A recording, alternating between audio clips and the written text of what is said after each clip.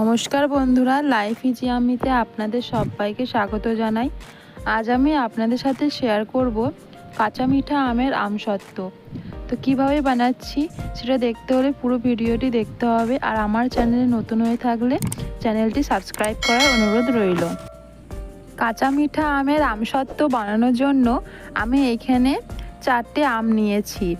আমগুলো খোসা ছাড়িয়ে ভালো করে ধুয়ে নেব, তারপর এইভাবে টুকরো টুকরো করে কেটে নিয়েছি। আমি এখানে কাঁচা মিঠা আম ব্যবহার করছি, তবে আপনারা এটা পুরো কাঁচা আম দিয়েও বানাতে পারেন।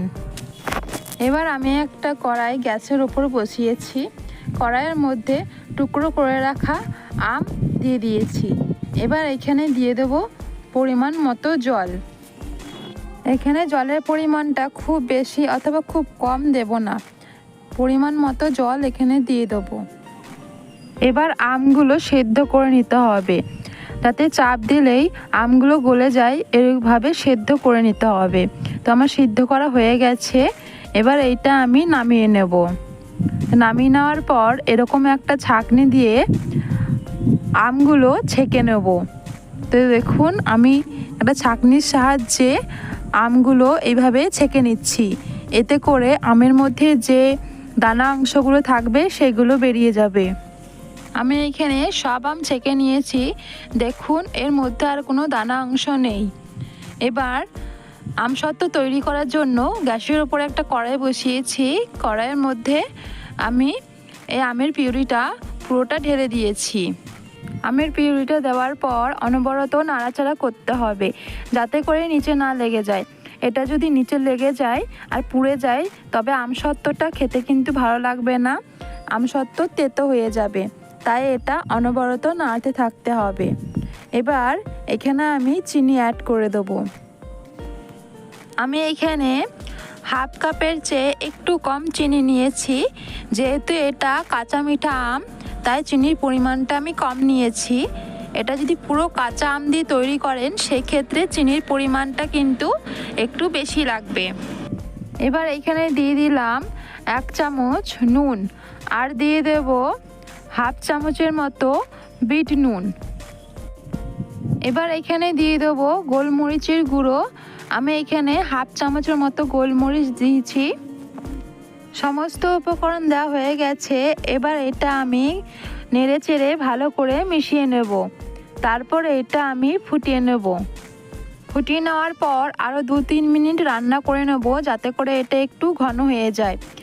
এটা আগে থেকেই ঘন ছিল। এটা যদি পাতলা থাকতো তাহলে ঘন করতে হতো। তাই আমটা সিদ্ধ করার সময় পরিমাণটা ঠিকঠাক বুঝে জল দিতে হবে। এবার এখানে দিয়ে দিলাম 1 চামচের মতো চিলি ফ্লেক্স। তো আমি এটা একটু ঝাল তৈরি করব, তাই এখানে আমি গোলমরিচের গুঁড়ো আর চিলি ফ্লেক্স দিয়েছি। আপনারা ঝালের পরিমাণটা নিজেদের পছন্দ অনুযায়ী দেবেন। চিলি ফ্লেক্স দেওয়ার পর এটা অনবরত নেড়ে চেড়ে নিতে হবে, আর এটা একটু ঘন করে নিতে হবে। তাই গ্যাসের ফ্লেমটা লো টু মিডিয়াম রেখে এটা আমি নেড়ে চেড়ে নিচ্ছি আর একটু ঘন করে নিচ্ছি। তো দেখুন, এটা তৈরি হয়ে গেছে। এবার এটা নামিয়ে নেব। নামিয়ে ঠান্ডা করে নেওয়ার পর একটা থালা নিয়েছি। থালার মধ্যে অল্প পরিমাণ তেল ব্রাশ করে নিয়েছি। এরপর এখানে যে আমের মিশ্রণটা তৈরি করেছিলাম সেটা ঢেলে দিয়েছি। এবার গোটা থালাটা চাড়িয়ে নেব। তো এখানে খুব বেশি মোটা করে আমের মিশ্রণটা আমি দিইনি, এখানে একটু পাতলা করেই দিয়েছি। এবার এটা আমি শুকিয়ে নেব। এখন যা রোদ আছে, একদিনের রোদেই কিন্তু এটা শুকিয়ে যাবে। ছাদে অথবা বারান্দায় যে কোনো জায়গায় রোদে দিয়ে দিতে হবে। তো দেখুন, আমি রোদে দিয়ে শুকিয়ে নিয়েছি। এটা খুব ভালো মতো শুকিয়ে গেছে। দেখুন, এটা টেনে তুললেই কিন্তু থালা থেকে উঠে আসছে। থালায় তেল দেওয়ার জন্য এটা খুব ভালো মতো কিন্তু উঠে আসছে। এবার এটা আমি কেটে নেব। তো আমি এটা 4 কোনা করে এটা 2 ভাগ করে নিচ্ছি। 2 ভাগ করে এটা আমি এইভাবে রোল করে নিয়েছি। তবে আপনারা নিজেদের পছন্দ অনুযায়ী এটা কেটে নিতে পারেন। আমি এইভাবে কেটে আপনাদের দেখাচ্ছি।